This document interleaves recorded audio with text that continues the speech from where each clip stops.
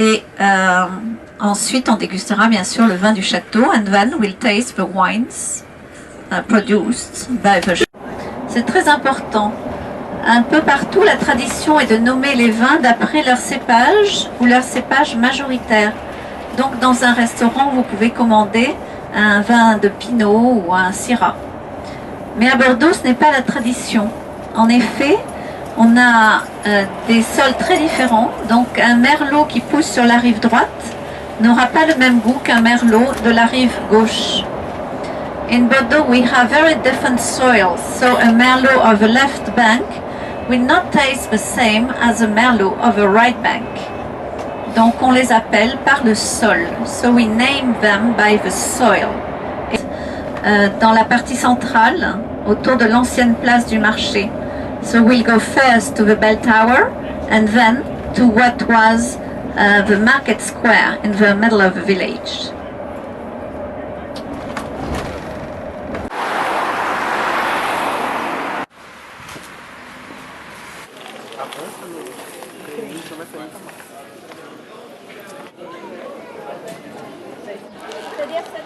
Apparemment, ça fait mieux la qualité.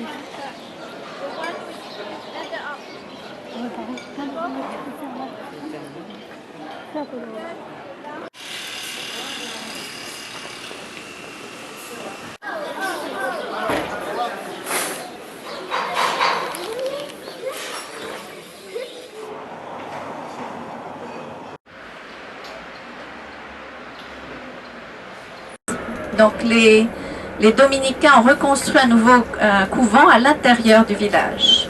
And the Dominicans built a new convent inside the village. Donc protégé par les murs, protected by walls.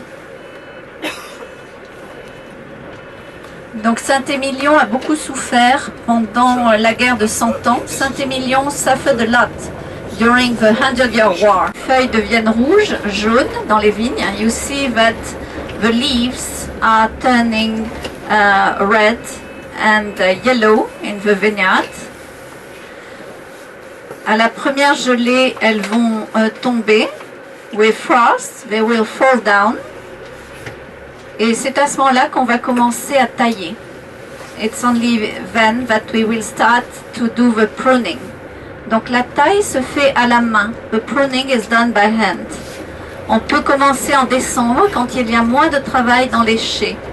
They will begin in December when we have less work in the cellars. Mais c'est surtout en janvier, février, mars. It's mostly in January, February, March. Il faut que ce soit terminé à fin mars. It has to be done at the end of March. Parce qu'en avril, on va avoir les bourgeons. In April, we'll have the buds. Ensuite, on aura les feuilles, then the leaves. Et après, les branches. And then the branches. Fin mai, début juin, on a la fleur de la vigne. End of May, beginning of June, it's the blooming of a vineyard. Donc c'est la période de la fécondation. It's the period of fecundation. Qui est naturelle, hein? C'est pas une pollinisation. It's not pollinization, it's natural. Donc les meilleures conditions, c'est le vent et un soleil et une chaleur modérée. The best conditions, it's moderate heat and wind. Ce sont les conditions que l'on a eues cette année. It's what we had this year. Et donc, elle trouve toujours de l'humidité. So, they will find humidity. Et en août, on a eu du soleil, mais aussi de la pluie. In August, we had sun, but also rain. Et en septembre, un très beau temps pour les vendanges. In September, a beautiful weather at harvest time. Donc, une année parfaite, a perfect year. Et donc, on a eu des très beaux raisins. We had beautiful grapes.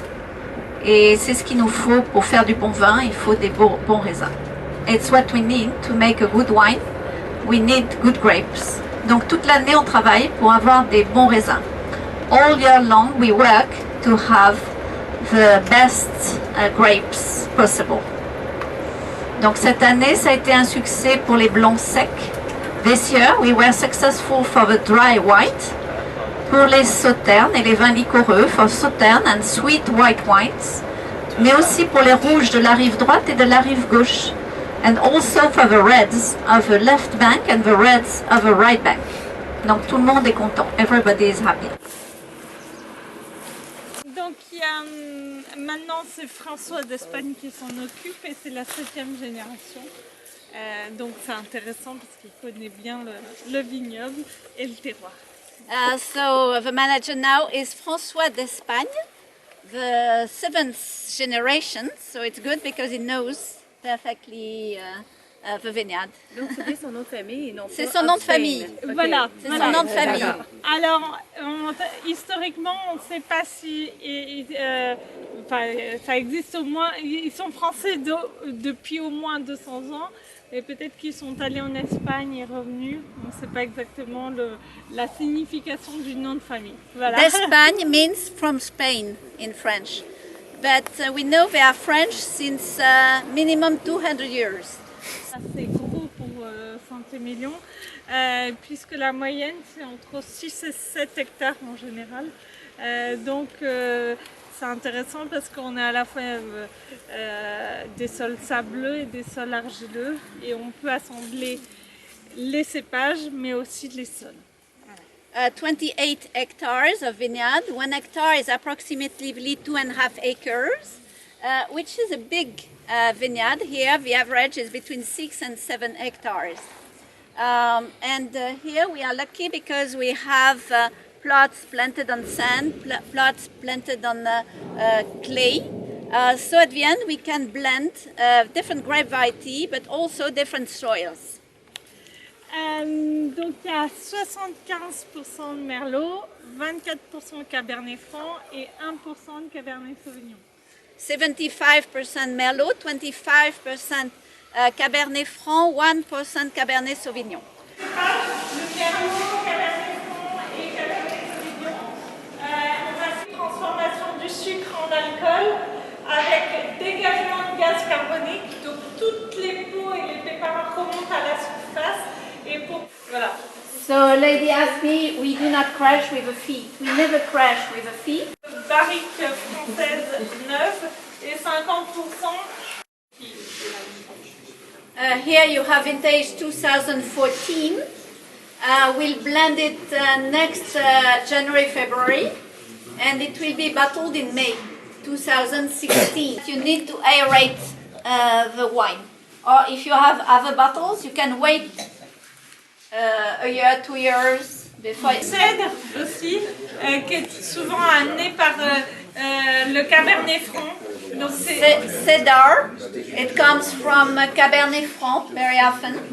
Voilà, et il y a quelques petites notes épicées aussi. Spicy. Voilà. Fruit, so it's not so strong, the woody taste. Voilà. Alors après on bouche. In mouth. Donc vous avez un crachoir si vous voulez. You have a spittoon if you want. Vous avez encore des tanins qui sont sur les gencives. Donc si vous prenez ce vin à jeun, peut-être que vous allez le trouver un peu dur. Mais il faut s'imaginer avec de la viande, parce que la viande rouge arrondit les tanins. Ça permet vous avez l'impression de ne pas avoir le même vin en bouche. Donc ce vin, je le conseille de le prendre à table, plutôt si vous le buvez maintenant avec des viandes rouges.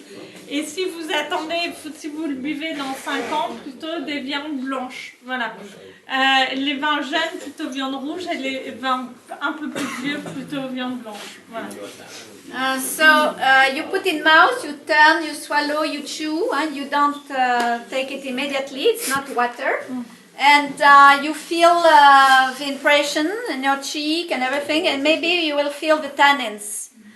Because it's young and because we drink it without any food.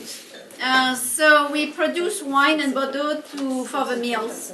So this will be very good with red meat, because the red meat will make the tannins more round.